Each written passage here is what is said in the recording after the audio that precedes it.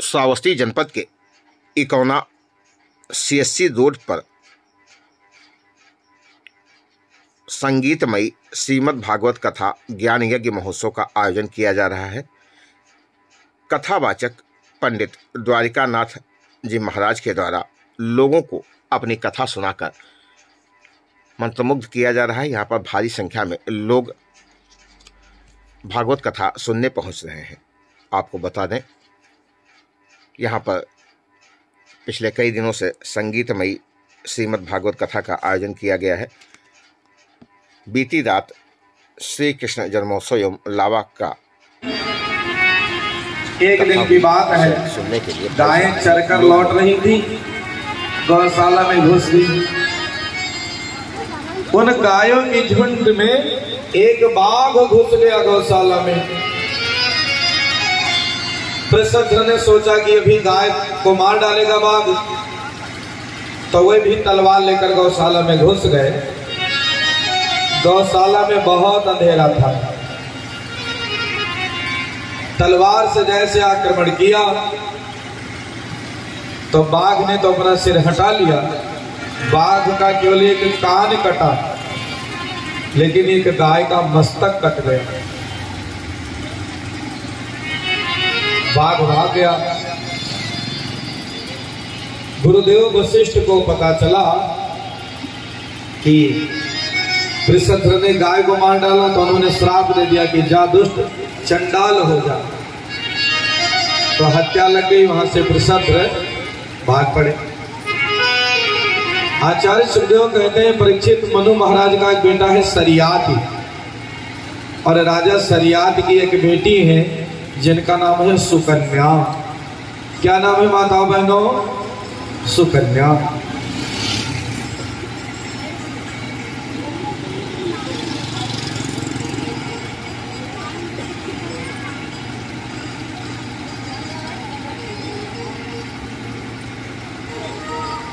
राजा सरियात की बेटी का क्या नाम है?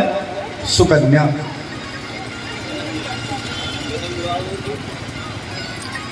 ध्यान दीजिए, अगर कन्या लायकदार है, बिटिया अच्छी है तो सुकन्या, अगर वर लायकदार है तब। ध्यान दीजिए, अगर कन्या लायकदार है तो सुकन्या, और वर लायकदार है तो सुवर नहीं कहना चाहिए। राजा सरियात की बिटिया का क्या नाम है? सुकन्या। बड़ी सुलक्षणा बेटी है। बेटा धन है तो बिटिया धर्म है।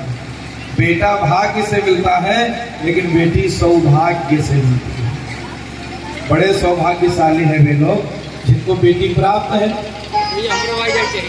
सुकन्या धीरे धीरे बड़ी हो गई। एक दिन की बात है, राजा सरियात अपने पूरे खानदान के साथ सैनिकों को लेकर के घर से निकले। कहने लगे, आज चलो हम लोग महर्षि चमन के आश्रम का दर्शन करेंगे। आश्रम जहां था चमन मुनि का, सब वहीं पहुंच गए। घूमने लगे, आध्यात्मिक ऊर्जा का लाभ लेने लगे। सुकन्या ने देखा कि एक जगह दीमक के माटी का इतना ऊंचा टीला लगा है। पास में गई तो देखा उन माटी के टीलों में जुगनू की तरह कोई दो ज्योतियां दिख रही थी।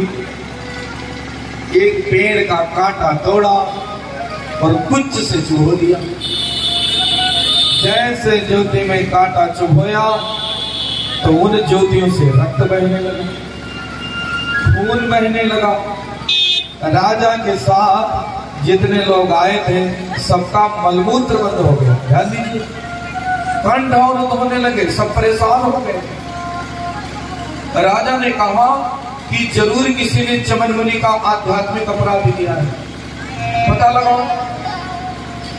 तब तक राजा की बेटी रोती हुई आ गई, पिताजी हमने दीमक के माटी के टीले में तो जुगनू जलते देखा, उसी में कांटा चुभो दिया,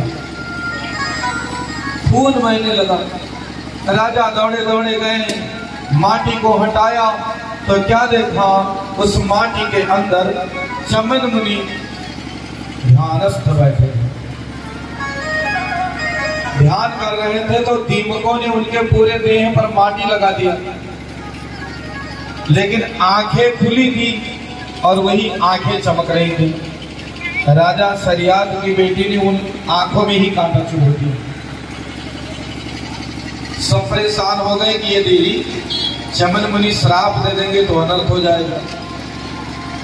तो विचार पूर्वक राजा सरियादी ने अपने बेटी सुकन्या का वही चमन मुनि के साथ पाणी ग्रहण संस्कार कर दिया, विवाह कर दिया और कहा तो बंधुओं एवं बहनों, फिर एक घटना घटी।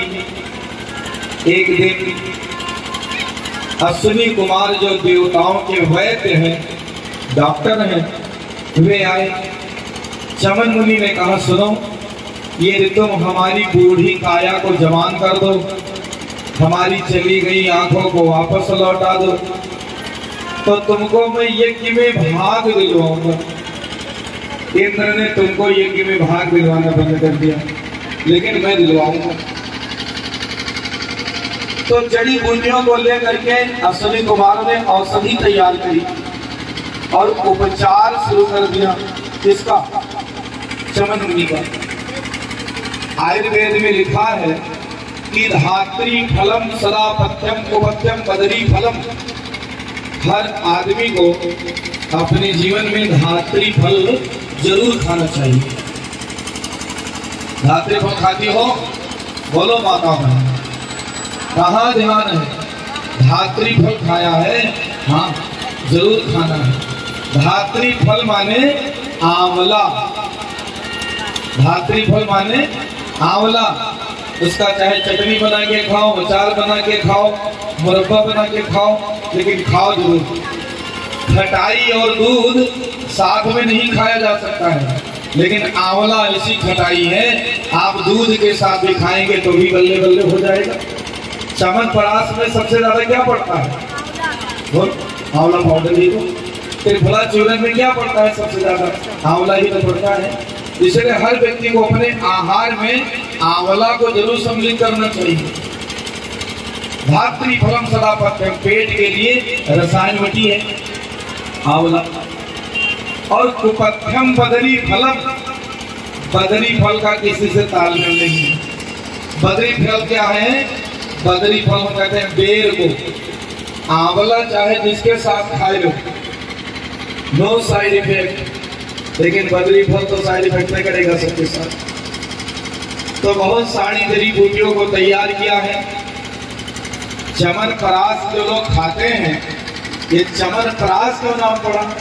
चमन मुनि के नाम से च्यवनप्राश।